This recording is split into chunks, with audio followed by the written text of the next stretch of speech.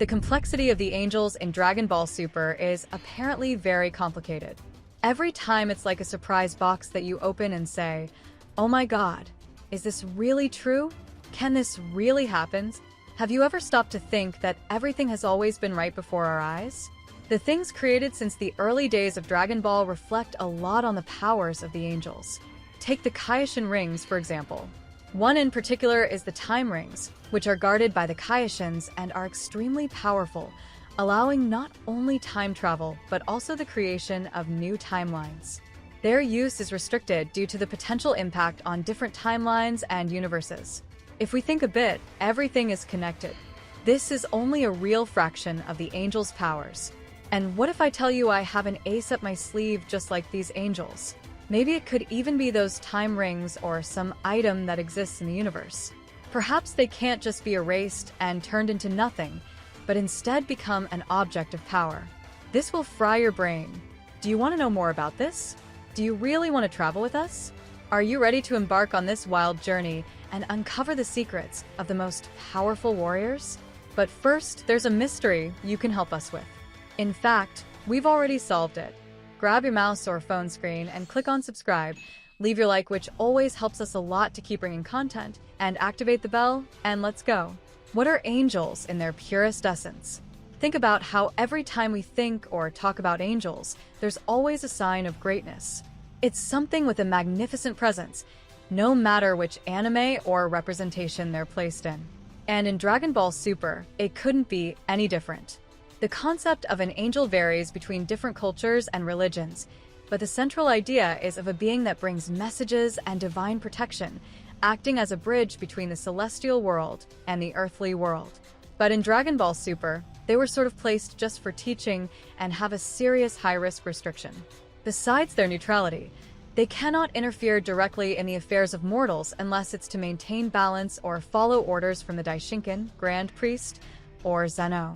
So it's evident that they don't have much free will. Actually, they do, but if they break the rules, it's over. The interaction between Daishinkan, the Grand Priest, and Merus in the anime Dragon Ball Super was a significant moment. Merus, who was an angel in training and acted as a galactic patrolman, started getting directly involved in battles, helping Goku train and face Moro. This violated the rule for angels not to interfere directly in mortal affairs. As a consequence, Daishinkan decided to erase Merus for breaking these rules. However, after Moro's defeat, Whis and the Grand Priest intervened, and Zeno, the king of everything, allowed Merus to be restored to life. However, he lost his angel powers and became mortal, allowing him to continue living without the restrictions of the angels. At the very least, it's curious, isn't it? The angels have the power to bring beings back to life, but not angels themselves, perhaps with the exception of Daishinkan. And since their powers were taken away, I have an idea that's quite interesting. The hypothesis that the time rings or other powerful items could be remnants of an angel's powers or even an erased angel who turned into an object makes sense within the complexity of the Dragon Ball universe. Angels are eternal and indestructible beings. If an angel were erased, you could imagine that their essence wouldn't disappear completely.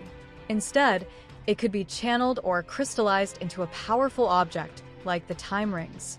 Angels demonstrate impressive abilities, including time manipulation. If an angel were erased, their temporal powers could manifest in a physical object, keeping a fragment of their capability.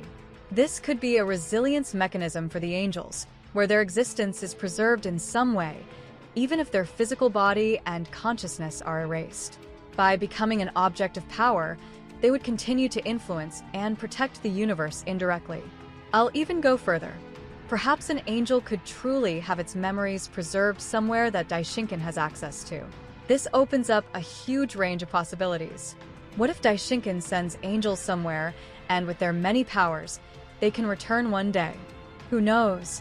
Maybe in an evil plan of Daishinkan himself, who keeps the erased angels, or what's left of them, partially, or just turns them into relics. Who knows? Maybe even the divinity of Shenlong was really the power of an angel. In the lore of many stories, divine relics or powerful artifacts often have origins in divine beings. This aligns well with the idea that items like the time rings are remnants of erased angels. This theory could open doors for new arcs in the series, where characters discover the true nature of these items and maybe even manage to restore these angels in some way, bringing them back to full existence. I believe Merus only didn't turn into one of these objects because there was intervention. And surely Zeno considered his friend Goku in making this decision. Another possibility is that Daishinkan is unaware of this. Surely he feels sad when erasing an angel, although he doesn't show it much. He keeps a very calm and professional demeanor in his interactions, including the situation with Merus. However, he showed understanding and compassion when dealing with Merus's case. He didn't explicitly show sadness, but his behavior was softer than usual, highlighting the complexity of the situation. The fact that Merus was restored, albeit as a mortal, suggests that Daishinkan and the other gods recognize the importance and sacrifices made by Merus. This shows a layer of empathy and flexibility, even within the strict rules that govern the angels. So this could open the way for him to review some erased angels. And if they really deserved it, maybe this involves a lot of things, and it would be a very relevant arc in the story. Part of this could include learning more about the motivations of Daishinkan and Zeno and the complexity behind the creation of the angels. The state of the angels when a universe is destroyed was not explicitly explained by Akira Toriyama or shown in the Dragon Ball Super manga.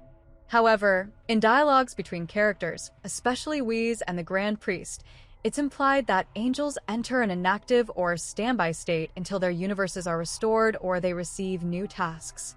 This idea is more based on the logic of the angel's role and some hints left in the series, rather than a direct statement from Toriyama or a specific scene in the manga. It's an interesting theme that adds more mystery and depth to the role of angels in the Dragon Ball universe.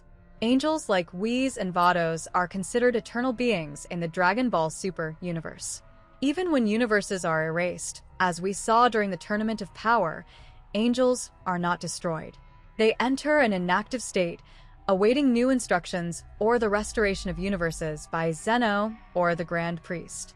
This eternity of the angels suggests that they have an existence that transcends the destruction of universes, remaining intact and waiting for new responsibilities.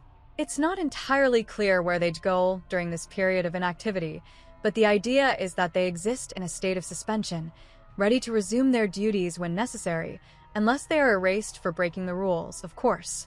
There is also a key point that we often overlook, and this point becomes very intriguing and may have gone unnoticed by many fans: the role and true power of the Grand Priest Daishinkan. Although the Grand Priest is presented as the second most powerful being in the universe, right behind Zeno, his true nature and intentions remain a mystery. The Grand Priest's power has never been fully displayed or tested in battle.